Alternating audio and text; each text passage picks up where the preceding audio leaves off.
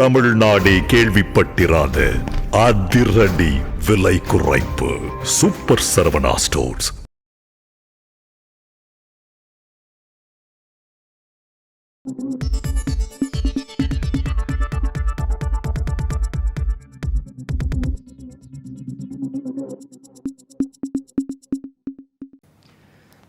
எல்லாருக்கும் வணக்கம். இந்திய அரசியல் சாசனம் நம்ம தமிழ்நாட்டில் இருக்கிற எல்லாருக்குமே கொடுத்துருக்கிற உரிமையில் ரொம்ப ரொம்ப முக்கியமானது ஓட்டிங் ரைட், வாக்குரிமை. ஒரு மனுஷன் உயிரோடு இருக்கான்றதுக்கு அடையாளமாக இருக்கிறதுல அவனோட ஓட்டுரிமை ரொம்ப முக்கியம். அதனால தான் voting is not only our right but also our life. ஒரு முக்கியமான விஷயத்தை பற்றி இப்போ நான் உங்ககிட்ட ஷேர் பண்ண போகிறேன். இது நான் ஃபஸ்ட்டு கேள்விப்பட்ட உடனே எனக்கே ரொம்ப ஷாக்கிங்காக தான் இருந்தது. இப்போ நான் பேசிகிட்டு இருக்கிற இந்த நேரத்தில் தமிழ்நாட்டில் இருக்கிற நம்ம யாருக்குமே ஓட்டு போடுற உரிமையே இல்லைன்னு சொன்னால் நம்புவீங்களா? நீங்கள் உட்பட யாருக்குமே அது இல்லை. நான் பயமுறுத்துறேன்னு நினைக்காதீங்க, அதுதான் நிஜமும் கூட. கொஞ்சம் ஏமாந்தால் நம்மளை மாதிரியே இன்னும் லட்சக்கணக்கான பேருக்கும் இதே நிலைமை தான். ஓட்டு போடுற அந்த உரிமையே இல்லாத மாதிரி ஒரு நிலைமை வந்தாலும் வரலாம். இதுக்கு மெயின் ரீசன் அந்த எஸ்ஐஆர், ஸ்பெஷல் இன்டென்சிவ் ரிவிஷன், சிறப்பு தீவிர திருத்தம். இப்போது இந்த எஸ்ஐஆர் நம்ம தமிழ்நாட்டில் எப்படி ஒர்க் ஆக போகுது? கடந்த ஜனவரி மாதம் எடுத்த அந்த கணக்கெடுப்பில் 6,36,00,000 வாக்காளர்கள் நம்ம தமிழ்நாட்டில் இருக்கிறாங்க. ஆனால் அவங்க யாருக்குமே இந்த ஓட்டு போடுற உரிமையே இல்லை. அந்த பிஎல்ஓன்னு சொல்லுவாங்க, பூத் லெவல் ஆஃபீஸர்ஸ், வாக்குச்சாவடி நிலை அலுவலர். அவங்க தான் வீடு வீடாக போய் அந்த ஃபார்மை கொடுப்பாங்க. அதை நம்ம ஃபில்அப் பண்ணி கொடுக்கணும். அதை தேர்தல் ஆணையம் அதை எடுத்துகிட்டு போய் அதை ஸ்க்ரூட்டினைஸ் பண்ணி அது எல்லாமே கரெக்டாக இருக்கான்னு செக் பண்ணி பார்த்ததுக்கப்புறம் அந்த வாக்காளர் பட்டியலை வெளியிடுவாங்க. அந்த வாக்காளர் பட்டியலில் நம்ம பேர் இருக்கணும், அப்போ தான் நம்மளால் ஓட்டு போட முடியும். அந்த புது பட்டியல் வர்ற வரைக்கும் நம்ம வாக்காளர்களான்றது அது உறுதியே செய்ய முடியாது. இன்கேஸ் அந்த புது பட்டியலில் நம்ம பேர் இல்லைன்னா அது ஒரு தனி ப்ராசஸ், அது ஒரு தனி ஃபார்ம், அது ஒரு தனி கிளைம்ன்ற மாதிரி அது ஒரு வேறு வேலை.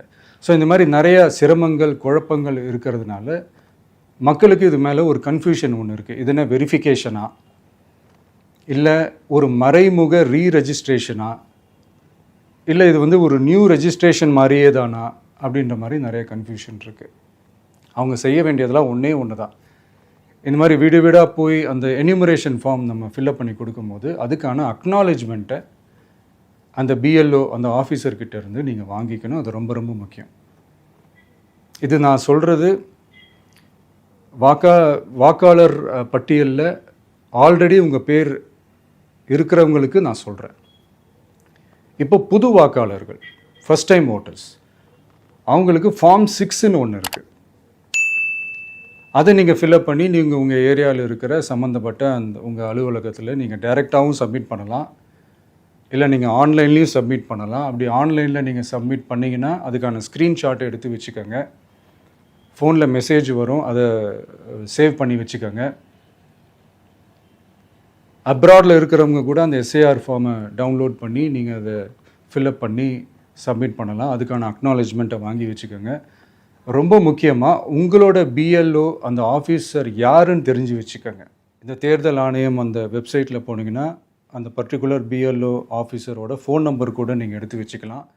இன்கேஸ் உங்களை யாரையும் ரீச் பண்ணலை இல்லை உங்களுக்கு அந்த ஃபார்ம் கிடைக்கல அப்படின்னா நீங்கள் அவரை காண்டாக்ட் பண்ணி அந்த ஃபார்மை வாங்கி நீங்கள் ஃபில்அப் பண்ணி நீங்கள் சப்மிட் பண்ணலாம். ரொம்ப முக்கியமாக அதுக்கான அக்னாலேஜ்மெண்ட்டை வாங்கி வச்சுக்கோங்க.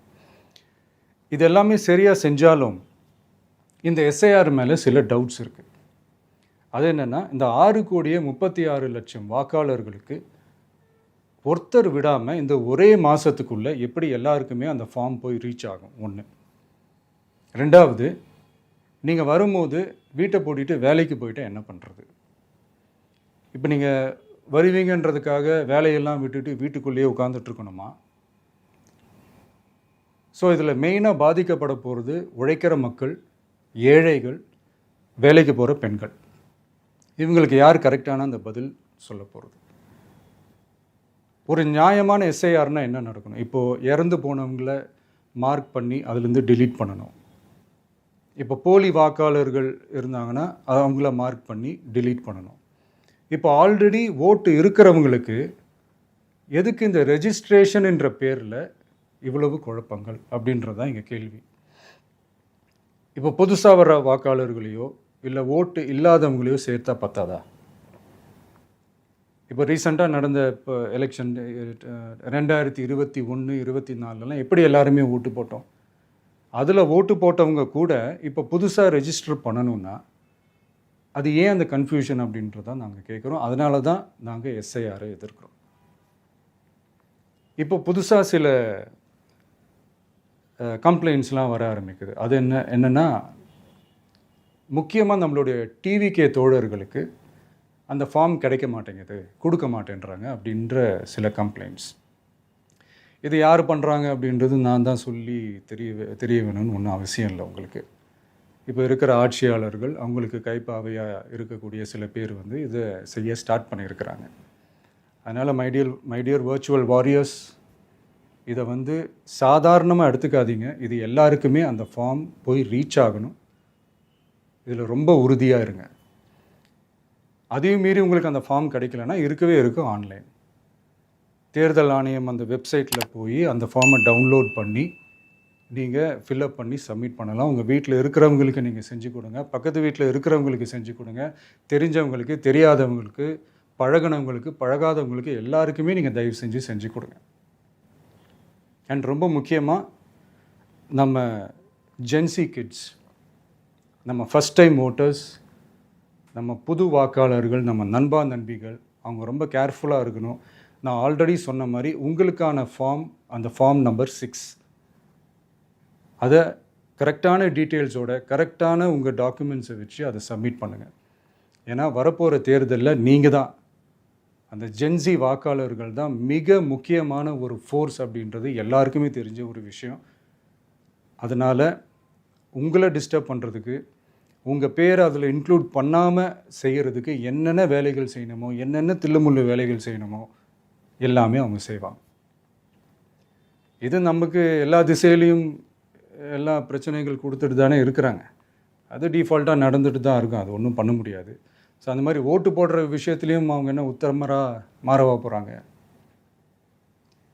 இப்போ நான் சில மீட்டிங்ஸ்லலாம் ரிப்பீட்டடாக ஒரு விஷயம் நான் சொல்கிறேன்ல, 2 பேருக்கு நடுவில் தான் போட்டி அப்படின்ட்டு. அது மேடைக்கு மேடை அவங்க அதை ப்ரூவ் பண்ணிகிட்டு இருக்கிறாங்க.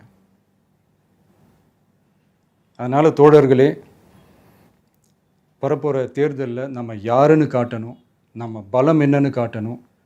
அதுக்காக அந்த பலமான, அந்த பவர்ஃபுல்லான ஆயுதத்தை நம்ம கையில் எடுக்கணும். அந்த ஆயுதம் வேறு எதுவுமே இல்லை, ஓட்டு, வாக்கு, ஜனநாயகம். அது இருந்தால் தான் நம்ம அந்த வெற்றியை நோக்கியே நம்மளால் பயணிக்க முடியும். தமிழ்நாடே அந்த வாக்குச்சாவடி முன்னாடி திரண்டு நிற்கணும்.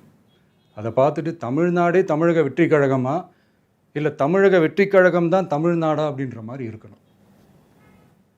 வீடுன்னு ஒன்று இருந்தால் தான் ஓடு மாற்ற முடியும்னு அறிஞர் அண்ணா அவர்கள் சொல்லியிருக்கிறாங்க. அந்த மாதிரி ஓட்டுன்னு ஒன்று இருந்தால் தான் இந்த நாட்டையே காப்பாற்ற முடியும். அப்புறம் இன்னொரு முக்கியமான விஷயம், அந்த எனிமரேஷன் ஃபார்ம் நீங்கள் ஆன்லைனில் நீங்கள் ஃபில்அப் பண்ணும்போது அதில் ஒரு சில ப்ராப்ளம்ஸ் வர்றதுக்கு வாய்ப்பு இருக்குது. அது உங்களுடைய ஓட்டர் ஐடியில் இருக்கிற உங்கள் பேரும், ஆதார் கார்டில் இருக்கிற பேரும், அந்த ஸ்பெல்லிங், இனிஷியல்ஸ் எல்லாமே ஒரே மாதிரி இருந்தால் தான் அது அக்செப்ட் ஆகும், இல்லைன்னா அக்செப்ட் ஆகாது. அது கொஞ்சம் கேர்ஃபுல்லாக பண்ணுங்கள். அது கொஞ்சம் யூசர் ஃப்ரெண்ட்லியாக இருக்கலாமேன்னு கேட்டதுக்கு அதெல்லாம் முடியாது, அதுக்கெலாம் வாய்ப்பு இல்லை, அதுக்கெலாம் ஆளுங்க இல்லை, பண்ண முடியாதுன்னு ரிப்ளை பண்ணிட்டாங்க. ஸோ அதனால் மைடியர் டிவிகே தோழர்களே, மைடியர் ஜென்சி படை பலமே, உஷாராக இருங்க, கான்ஃபிடெண்ட்டாக இருங்க. நல்லதே நடக்கும். வெற்றி நிச்சயம். மீண்டும் சந்திக்கும் வரை நன்றி, வணக்கம்.